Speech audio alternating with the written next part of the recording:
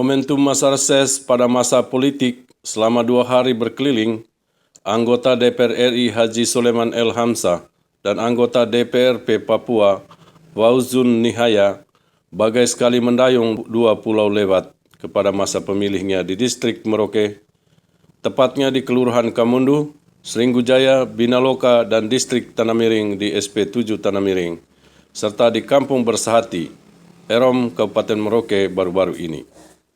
Bagaimana tidak, Haji Soleman El Hamzah dan Wauzun Nihaya selain reses dimanfaatkan menyapa warga yang memilih dan menyerap berbagai aspirasi dari warga.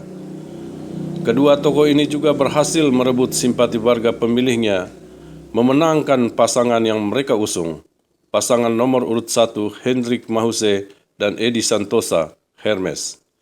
Buktinya, warga yang memilih mereka di Kelurahan Kamundu, Seringgujaya, Binaloka, SP7 Tanah Miring, dan Erom yang disapa dalam masa reses itu senantiasa meneriakkan siap memenangkan Hermes. Ikuti liputan media ini selengkapnya. Kita berusaha memperjuangkan sesuatu tanpa aspirasi dari Bapak Ibu semua. Jadi itulah kerja-kerja politik yang kami lakukan. Dan kami memang di Partai Nasdem, Ketua Umum kami perintahkan selalulah rajin berkunjung ke masyarakat kami, sehingga kami tahu apa yang menjadi persoalan di masyarakat kami. Ketika kami tidak berkunjung, saya secara pribadi hanya duduk manis di Jayapura, saya tidak tahu apa yang terjadi di SP7, betul tidak? Ternyata ada banyak persoalan, misalkan ada sekolahan yang memang membutuhkan bantuan kita, misalkan ada kelompok. Dari waktu ke waktu, saya sendiri punya kerinduan dengan Bapak Ibu semua. Seluruh masyarakat Merauke, apalagi yang ada kedekatan, mohon maaf Pak Kapolres ya. Ini sebagian besar ini saya punya saudara, saya punya suku. Terkadang kenal saya tidak? Saya bilang suku tidak ada tepuk tangan ini.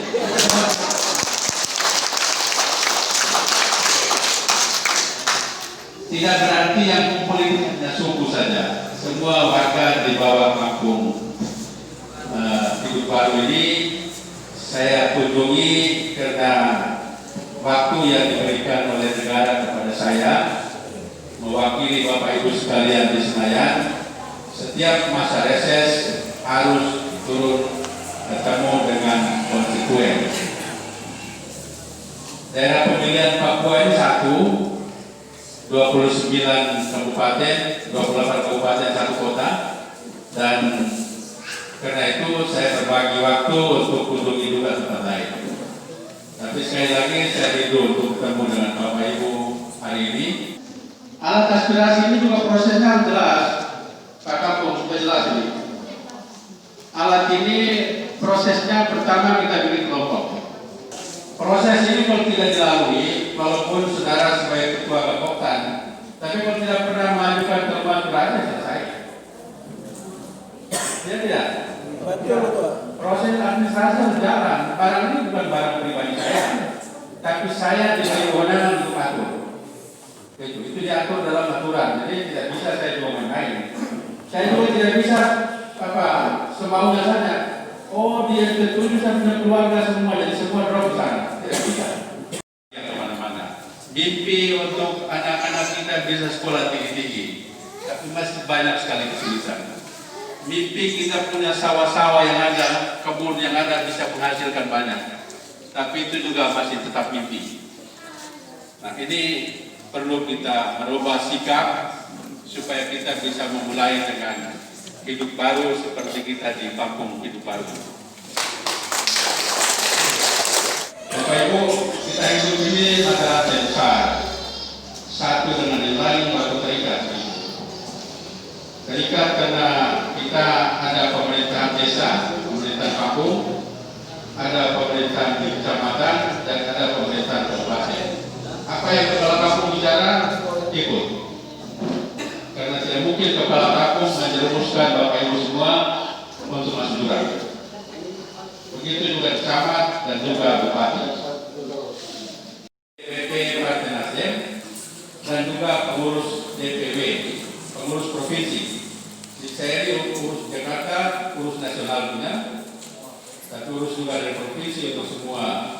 11 kabupaten yang ikut pilkada di Papua ini saya juga ikut menyeleksi semuanya.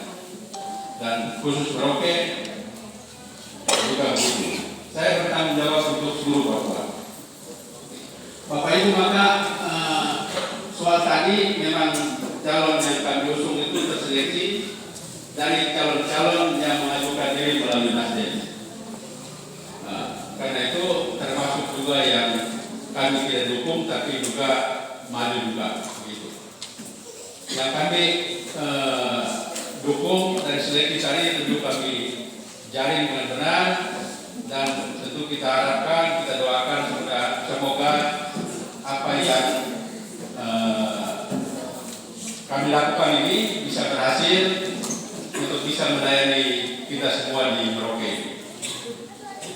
Itu untuk urusan jangka pendek nanti. Urusan lain sebagaimana yang saya sudah lakukan selama ini, tadi Ibu Fauzul sudah singgung mengenai alat pertanian untuk pelayanan kepada warga masyarakat Merauke dan Papua secara umum. Memang kalau mau bilang tidak ada yang berpuas diri karena ratusan alat yang sudah turun di Merauke. Di SP7 ini berapa jumlahnya? Saya tidak hafal, tapi ada sedikit yang sudah sampai di sini. Mudah-mudahan nanti calon yang kami usung nanti bisa kerjasama untuk memperjuangkan nasib warga petani yang ada di sini, supaya bisa lebih banyak lagi kita turunkan di sini untuk pelayanan kepada Bapak Ibu sekalian. Karena yang kami dukung juga punya latar belakang pertanian, dan dari itu maka saya pikir kita di Merauke ini yang rata-rata profesinya petani, saya kira ada baiknya kita juga mengarah ke situ supaya pertanian kita bisa maju. Saya jamin kalau dari pusat, tapi dari sini harus bisa juga mendapat dukungan. Alat-alat yang kami bagi tentu masih jauh dari harapan. Ibu Paul sudah tersinggung tadi. Bapak Ibu, karena itu suasana seperti tidak apa-apa. Tapi sedikit itu yang saya bisa datang ke sini, ketemu lagi di sini. Baik, tentu apa yang dijelaskan tadi Ibu Fauzul itu bagian dari perjalanan saya selama menjadi anggota DPR. Saya tidak pernah sia-siakan untuk kunjungan ke daerah karena negara mengharuskan saya untuk turun ke daerah dan dibiayai negara. Kalau anggota lain yang dibiayai negara tapi tidak turun ke masyarakat, itu hebat atau tidak? Tidak hebat. Ya. Terima uangnya tapi tidak turun menjalankan kewajiban. Itu juga hebat. Karena apa? Karena dia sudah banyak sekali yang wartawan ini, mungkin juga sampai di sini, mungkin juga tidak. Tapi saya tahu apa yang terjadi di sini.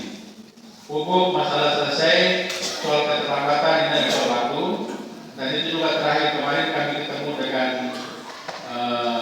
produsen pupuk dan juga dari kementerian, direktur pupuk yang mengurus langsung dengan produsen ini, itu juga sudah kami bicarakan. Jadi itu ada relokasi dari pupuk yang tidak digunakan dibawa ke sini karena sudah sangat besar. Itu juga memang butuh koordinasi. Kalau tidak ada suara yang sampai di sana, itu tidak akan bisa dilayani. Dan saya sendiri mendapat laporan dari orang-orang khusus mengenai seluruh persoalan pertanian yang ada di sini. Nah, soal beras yang tidak terserap, sebetulnya saya pernah mengundang 4 bupati untuk kami ketemu di sini. Lalu dinas terkait pupuknya juga saya undang, kami rapat di sini. Saya waktu itu bupatinya ada, tapi kemudian diam-diam berangkat. Dan itu saya marah besar. Itu terjadi bulan akhir tahun kemarin. Kita punya kabupaten tetangga itu lihat kita punya susah sini.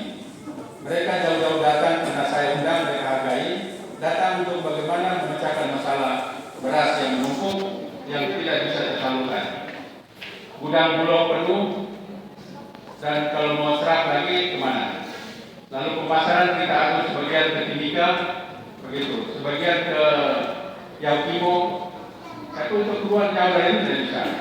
Jayapura tidak mungkin karena ongkosnya 2 kali lipat dari kalau dikatakan dari Surabaya atau Makassar. Nah, karena itu ada cara lain yang sementara juga di masalah ini sudah sampai di pusat. Saya tahu bahwa petani juga dengan tertahan berasnya tidak tersalur ke Bulog, itu artinya utang di bank yang ada kaitan dengan bank juga pasti tertahan juga. Jadi kait-kait, mau ongkos anak bagaimana, mau semua begitu. Dan saya paham betul itu. Tapi mohon maaf saya sendiri punya keterbatasan yang bisa sudah saya lakukan, tapi kalau belum berhasil ya itulah namanya manusia. Kita tetap koordinasi untuk kepentingan itu. Yang jelas bahwa perhatian saya untuk kepentingan petani, karena itu bidang saya di DPR RI, tapi juga di partai juga bidang saya. Di DPP Nasdem, saya wakil ketua umum bidang pertanian dan kemandirian